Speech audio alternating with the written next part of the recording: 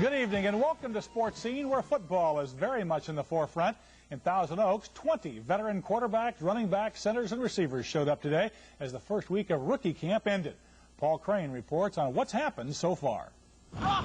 The class of this camp thus far is the one player expected to shine. Top draft pick Michael Irvin has been everything the Cowboys had hoped and then some. Catching virtually everything thrown his way, Irvin has worked hard in practice and has shown the coaching staff abilities which should have him standing out in games. Well, he's a player. You know, that's the way we classify him. He's a player, you know, and that means he's going to play, and at what level, it's up to him. I really want to work against the veterans. I'm waiting on getting some quality work in us. You know, somebody that's, I mean, like one of the better DBs in the league, and they ain't on guys like Everson Walls. I want to come out here and run 30 times against Everson Walls. You know, if he beats me, and I'll beat him or whatever. But it's the kind of situation where I can get better. There is more to the Cowboy receiving corps than Michael Irvin. No less than 4 second-year players have been working a week earlier than they had to, and the dividends seem to be paying off. Kelvin Martin would like to do more than return kicks this year, while Everett Gay would like to do anything. The former Longhorn has been impressive. In the 2 years that I've been here, now starting the third year, we've really sort of redone the entire receiver corps, and we've got some competition now with some guys that you'd have to say, hey, they can play in this league. Now, whether or not they're going to be the 4 or 5 that we keep, we don't know, but it's very competitive, and the guys that are here now get an edge on the other guys because they're really going to be ready by the time the veterans get here. Things have been redone so much, it looks like an open book behind Irvin, so much so even Mike Renfro will have some work to do. At quarterback, Kevin Sweeney is the front runner for the number 3 job, though his sights are set on more than that. Sweeney has looked good against the rookies and will get plenty of time once the exhibition games start. The only rookie here with a chance to make the team is 6th-round pick Scott Secules out of Virginia, more the prototype NFL quarterback at 6'3", 220.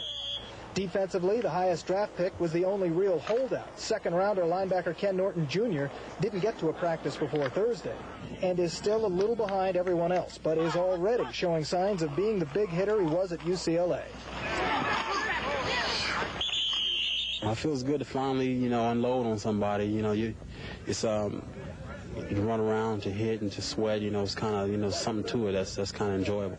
Some other big hitters have been free agent linebacker Sean Scott, the first name mentioned now when free agents are talked about. Scott still is an aggressive linebacker. You know, he hits and he moves and he does a lot of things back there that are good. Defensive back Tommy Haynes has delivered some big blows, as has linebacker Jeff Hurd, but his haven't all been on tackles.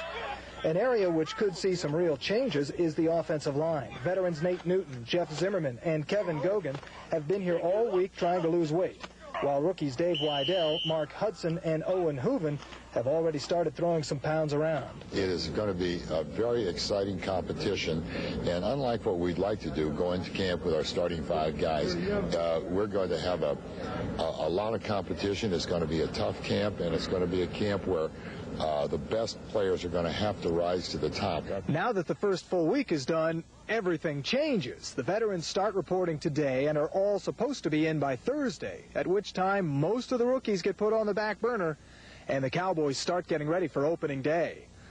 Paul Crane, Channel 4 Sports in Thousand Oaks. Thanks, Paul. Meanwhile, other training camps are opening around the country, and a former Cowboy great is working full-time in the camp of the Cardinals, the Phoenix Cardinals. Tom Landry has the report from Flagstaff, Arizona. He was the leader of Thurman's Thieves, the nickname given to the Cowboys secondary in 1985. Dennis Thurman finished out his career with the then St. Louis Cardinals. He's best remembered, though, on the other side of the line as the Cowboys' 4th all-time interceptor. Today, the Cowboy connection lives on at the Cardinal camp. Dennis Thurman is the new defensive back coach for head man Gene Stallings, the former Cowboy assistant who coached Thurman for 8 years in Dallas. It's a funny story how Dennis got the job after retirement in 1986. He basically took the year off and was secluded from society. Well, Gene Stallings, hot in pursuit, hired a police officer to find Dennis and flush him out. The first thing you think about is, I mean, what have I done?